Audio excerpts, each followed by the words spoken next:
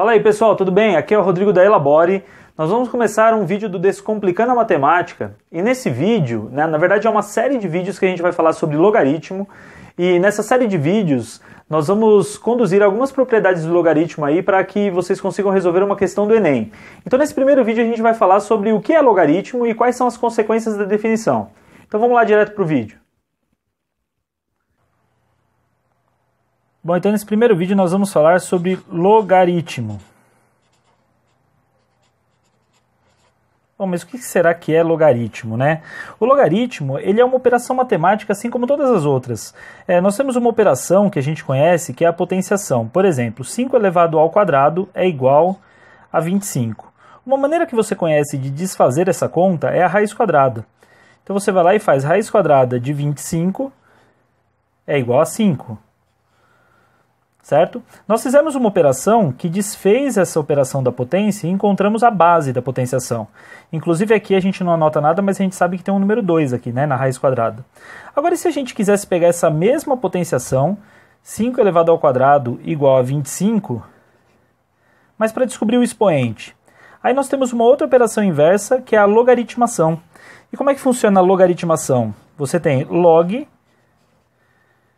de 25 na base 5, isso resulta em 2.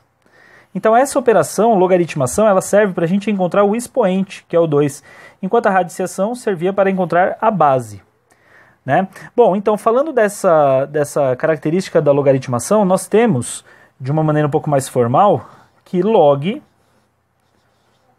de b na base a é igual a x. Bom, isso decorre do fato de que a elevado a x é igual a b. Isso daqui é um movimento que ocorre nos logaritmos, né? E esse movimento é você pegar essa base a, elevar ao x, e você vai obter o b. Esse é o movimento que ocorre no logaritmo.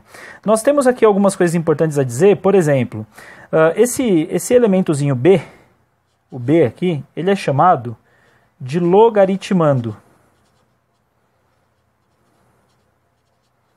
Logaritmando. O A é o que a gente chama de base do logaritmo. E o X é a resposta, que é o próprio logaritmo. Então a coisa mais importante aqui é a gente saber desse movimento.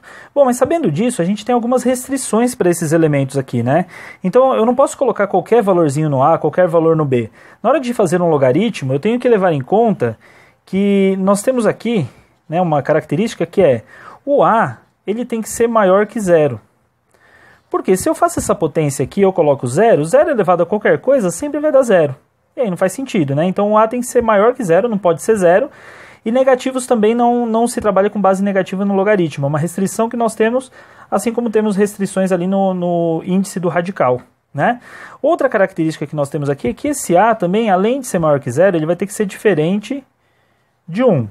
Então esse A tem que ser maior que zero e diferente de 1, que é um ponto e vírgula, né? Por que ele tem que ser diferente de 1? Porque 1 elevado a qualquer coisa dá 1 também, sempre. E o B, que é o logaritmando, né, que é essa resposta da potência, esse B, basta que ele seja maior do que zero. Essa é uma condição de existência, é uma restrição aí da definição. Tá legal?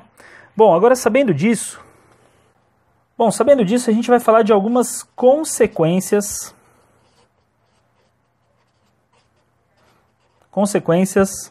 da definição. Então, o que são essas consequências da definição? Por exemplo, uma primeira consequência dessa definição é que se você fizer log de 1 numa base qualquer, numa base A, esse resultado desse log sempre será zero. Então, sempre que tiver um logaritmando 1, a resposta será zero. Agora, por que isso acontece? Porque se você fizer aquele movimento, né, que eu falei para vocês, que é o A elevado ao zero é igual a 1, olha só, A elevado a zero é igual a 1. Então você sempre vai ter esse 1 como resposta, por isso que o logaritmo de logaritmando 1 sempre resulta em zero. Uma outra consequência da definição é o log de logaritmando igual a base, de A na base A. Esse log de A na base A resulta sempre em 1. fazendo esse mesmo jogo aqui do logaritmo, né? Se você fizer, vamos lá, se eu fizer aqui o A elevado a 1, ele vai dar A. Qualquer A que seja, qualquer base que seja que for elevado a 1, a gente sabe que potenciação com expoente 1, sempre o resultado é a própria base da potência. E uma terceira consequência da definição é que log de A elevado a um certo expoente numa base A, se o seu logaritmando é uma potência e ele tem a base dessa potência igual à base do logaritmo, o resultado é o expoente da potência, é o n. E aí como é que a gente conclui essa consequência, né? Eu vou marcar aqui de vermelho esse A e esse n para a gente fazer o jogo. Ó. A elevado a n para começar aqui. Então, ó, A elevado a n. São esses que eu marquei de vermelho, certo? Isso será igual ao A elevado a n que está lá. Então, é uma consequência da definição. Então, vamos lá, recapitulando. A gente tem logaritmo de 1 sempre é igual a 0, logaritmo cujo logaritmando é igual a base sempre dá 1, e se tiver uma potência com a base igual à da base do logaritmo, o resultado é o expoente da potência.